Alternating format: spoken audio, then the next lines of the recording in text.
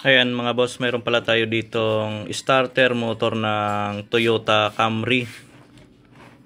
Bali ang problema pala nito ay ayaw niya umi-start. So napagdudahan na ang sira ay solenoid. So naghanap sila ng solenoid, wala silang mahanap na solenoid.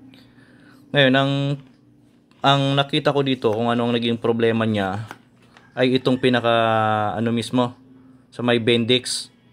So pwedeng may stock up yan dito sa loob kasi ang hirap niya ikutin. Hindi siya normal ikutin, sobrang tigas. Tapos kung maririnig nyo yung niya, tunog, parang may basag sa loob.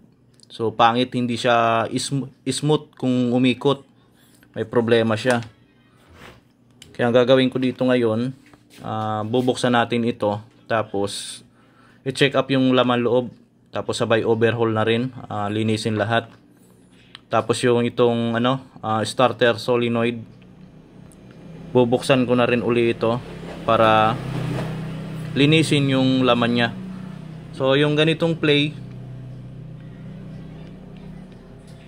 normal lang yan, walang problema yan kasi sabi nung isang natin kasama ay gumagalaw na rin to. So pwede pa po yan, walang problema yan kahit gumagalaw yan. Ang importante, itong pinaka contact na to hindi malaglag sa loob. So ang problema niya hindi sa solenoid, ang pinaka problema niya mismo ay nandito sa starter motor natin, sa pinaka Bendix saka yung gear dito sa loob. Titingnan natin yung bushing, kung baka yung bushing niya maluwag na masyado, kaya ayaw umikot doon, matigas. Ayan guys, buksan ko na muna ito kung anong problema niya sa loob. Ayan guys, nabuksan ko na rin ito. So ito na yung natin, yung starter natin. Tapos nakita ko na rin kung anong naging problema sa kanya, no. So marumi yung natin, yung starter motor. Tapos ang pinaka naging problema niya, itong pinaka natin, ring gear. Itong ring gear natin na inaanuhan ng planetary gear natin. So ito yung planetary gear. So dito yan nakalagay. So tatlong planetary gear ito. Ayan, tatlong planetary gear yan. Kaya pala ang pangit ng ikot sa kanya dahil itong ring gear natin dito naubos, wala na siya ngipin. Ayan kinayod na yung ngipin niya. Bakit nga ba nasira itong na to, itong pinaka ring gear na to? Gawa ng carbon brush, yung mga naipong nadurog sa carbon brush. Tapos sabay na rin ng grasa na muo. Nasira ngayon ito. Bumara dito sa natin, sa may pinaka ring gear, pagitan ng planetary sa ring gear. Kaya naubos. So dapat nito, ang maintenance dapat nito every 80,000 linilinis yung starter. O kaya mas maganda every 50,000 linisin yung starter para hindi magkaganito. Kasi yung carbon brush pwede kasing mapunta dito sa natin, sa may pinaka ring gear.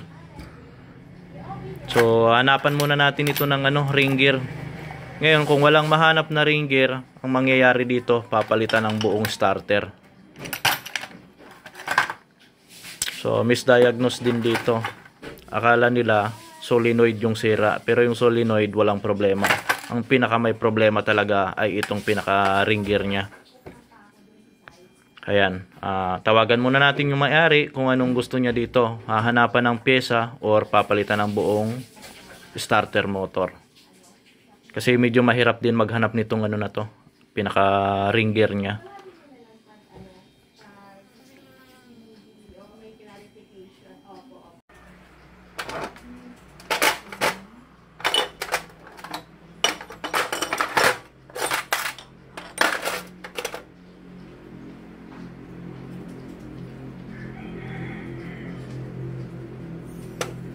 Ayan, bali nilinis ko na rin yung natin, assembly ng starter, yung mga pyesa niya. para pag dumating yung ring gear natin, magkakabit na lang ako, hindi na ako maglilinis. So antayin ko muna yung ring gear na dumating, tapos i-assemble ko na ulit to para matesting uli yung starter. So dito lang siya nagka-problema sa ring gear. Yan, naubos yung mga ngipin-ngipin niya. Antayin ko na muna yung pyesa na dumating.